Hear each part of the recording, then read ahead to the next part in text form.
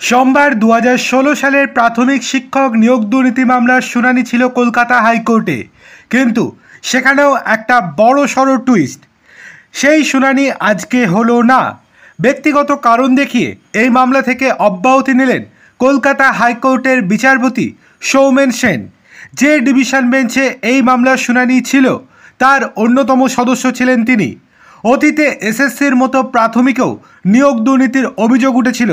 ওই মামলায় তৎকালীন বিচারপতি তথা অধুনা তমলুকের বিজেপি সাংসদ অভিজিৎ গঙ্গোপাধ্যায় 36,000 প্রাথমিক শিক্ষকের চাকরি বাতিলের নির্দেশ দিয়েছিলেন।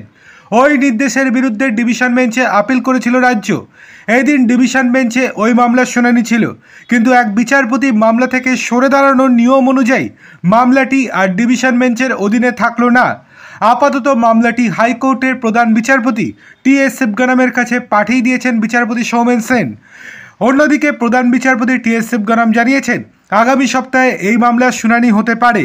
সেক্ষেত্রে তার নিজের ডিভিশন বেঞ্চে অথবা বিচারপতি জয়মাল্য বাগচির ডিভিশন বেঞ্চে এই মামলাটি শুনানি হবে।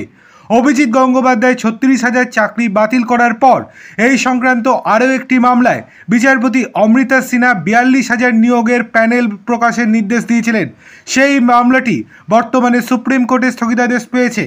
2016 সালে এসএসসি নিয়োগের দুর্নীতির মামলায় গত বৃহস্পতিবার কলকাতা হাইকোর্টের রায় বহাল রেখেছে সুপ্রিম কোর্ট। দেখার বিষয় আগামী সপ্তাহে যে শুনানি হতে চলেছে সেই শুনানিতে 36,000 শিক্ষকের ভবিষ্যৎ কী হয়, তাদেরও কি পুরো প্যানেল বাতিল করে দেয় নাকি অন্য কোনো রায় দেয়, সেই দিকেই নজর থাকবে গোটা পশ্চিমবঙ্গের।